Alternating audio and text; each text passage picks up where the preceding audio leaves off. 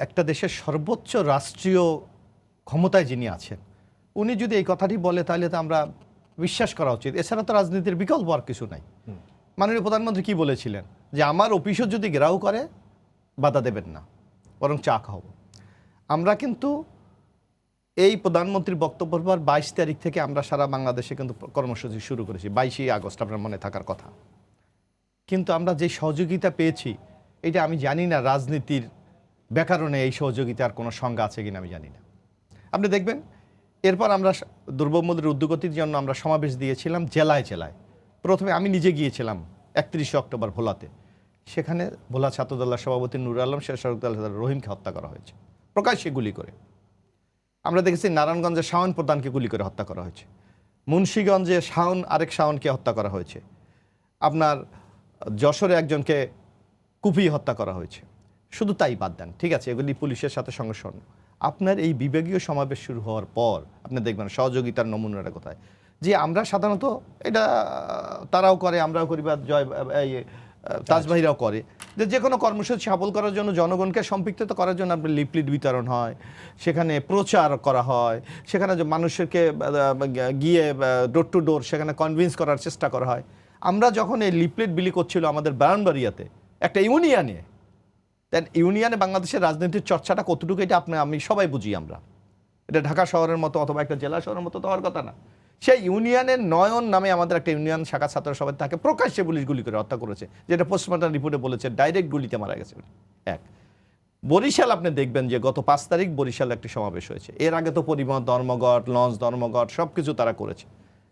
আমাদের এক নেতা সাবেক এমপি শাহজাহান খান, আমরা গতকালকে সকল পত্রিকায় এসেছে, উনি হুন্ডায় আসছিলেন সিঙ্গেল, তাকে পটুয়াখালীতে রাস্তায় নামিয়ে আওয়ামী লীগের একেবারে রিনাউন সন্ত্রাসীরা এমন বেদম প্রহার করেছে, নির্যাতন করেছে, উনি গতকালকে ঢাকাতে, গত পরশু দিন ঢাকাতে উনি মারা গেছে। তো এই যদি হয় সহযোগিতার নমুনা, তাইলে আপনি এটা কোন রাজনীতি, এটা তো আমরা বুঝি না। আরেকটি আপনাকে একটা কথা বলি, আজকে সোহরাওয়ার্দী উদ্যান নিয়ে অনেক কথা হচ্ছে। আপনার মনে আছে 2016 সালে আওয়ামী লীগ সোহরাওয়ার্দী উদ্যানে সম্মেলন করেছিল, দীর্ঘ 2 মাস ব্যাপী, একেবারে ওই যে ছাত্রলীগ যুবলীগ থেকে সর্বশেষ আওয়ামী লীগ। এবং আপনার মনে আছে মৎস্য ভবন, এই যে যেটা বারডেমের এই রোড মৎস্য ভবন পর্যন্ত টোটালি বন্ধ করে দেওয়া হয়েছিল। এবং বাংলাদেশের ইতিহাসে সরকারি কর্মকর্তারা কোনো রাজনৈতিক দলের সমাবেশে উপস্থিত থাকে তার প্রমাণ 2016 সালের আওয়ামী লীগের কনফারেন্স। সেই দিন কিন্তু বিএনপিকে সোহরাওয়ার্দী উদ্যান দেওয়া হয় নাই, বরং বিএনপিকে দেওয়া হয়েছিল কি ইঞ্জিনিয়ারিং ইনস্টিটিউটের ওই যে আপনার ভিতরে যে ঢোকে যে ওই জায়গাটুকু আপনার নিচ্ছে মনে থাকার কথা। আমরা বলেছিলাম আমাদের নেতাকর্মীরা এসে সোহরাওয়ার্দী গেটটা খুলে দেন, যাতে তারা এই যে সোহরাওয়ার্দী উদ্যানে যে গাছগুলি আছে এই ছায়া যাতে বিশ্রাম নিতে পারে। সেটাও কিন্তু আপনারা চাচ্ছিলেন সোহরাওয়ার্দী, না না, এখন সোহরাওয়ার্দী তো এখন আমরা চাই না। একটা কারণ, এখন সোহরাওয়ার্দীর অবকাঠামো অনেক চেঞ্জ করে দেওয়া হয়েছে। কিন্তু সোহরাওয়ার্দীর অবকাঠামো চেঞ্জ করে দেওয়া হয়েছে, যদি আওয়ামী লীগের সহযোগী সংগঠন সেই একই রকম স্পেসের মধ্যে করতে পারে, সেখানে আপনারা পারবেন না কেন? আমরা পারবো না। একটা এখানে আপনি শর্তগুলি দেখেছেন জি, যে 2 ঘন্টার আগে গেট খোলা হবে। এখন সোহরাওয়ার্দী উদ্যানে আগে যখন আমরা যখন স্টুডেন্ট ছিলাম সোহরাওয়ার্দী উদ্যান উন্মুক্ত ছিল, যে কোনো জায়গা দিয়ে আপনি ঢুকতে পারতেন।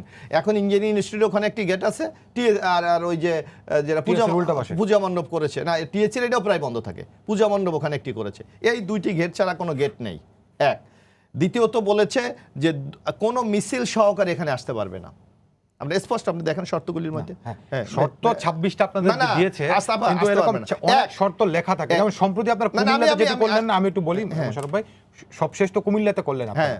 আপনাদের কুমিল্লাতে যে অনুমতি দেওয়া হয়েছিল সেখানে বিকাল 4টার মধ্যে সমাবেশ শেষ করতে বলা হয়েছে, কিন্তু সমাবেশটি 5:30 পর্যন্ত চলেছে, বাধা তো কেউ দেয়নি। এখন হলো 1.5 ঘন্টা আগে এখন হলো বাংলাদেশে আপনি যে বিকালে যদি আপনি কোনো প্রোগ্রাম করেন যে কোনো দল, সেটাই বলছি, এটা কিন্তু মাগরিবের আযান পর্যন্ত। এখন যারা কর্মকর্তা আপনাদেরকে প্রশাসন যারা এই পারমিশন দেয় তাদের মাথায় তো এই জিনিসটা কাজ করা উচিত যে বাংলাদেশে মাগরিবের আযান পর্যন্ত যে কোনো দলের কর্মসূচি চলে। সেটা লেখা থাকছে একটা, কিন্তু করছেন তাতে তো আপত্তি করছে না কেউ। আমাদের যে আরেকটি আশঙ্কা, আমরা দেখেছি যে কোনো কর্মসূচিতে সাপোর্টাইজ বলেন, সরকারি এজেন্ট ধরেন কিছু ঘটনা ঘটিয়ে এর দায় দায়িত্ব বিএনপির উপর চাপিয়ে দিতে চায়। সোহরাওয়ার্দী উদ্যান কিন্তু আমাদের জাতীয় ঐতিহ্যের অনেক স্মারক ওখানে আছে। আমাদের ওখানে স্বাধীনতার স্তম্ভ নির্মাণ করা হয়েছে, ওখানে শিকা চিরন্তন আছে, ওখানে একটা জাদুঘরও করা হয়েছে।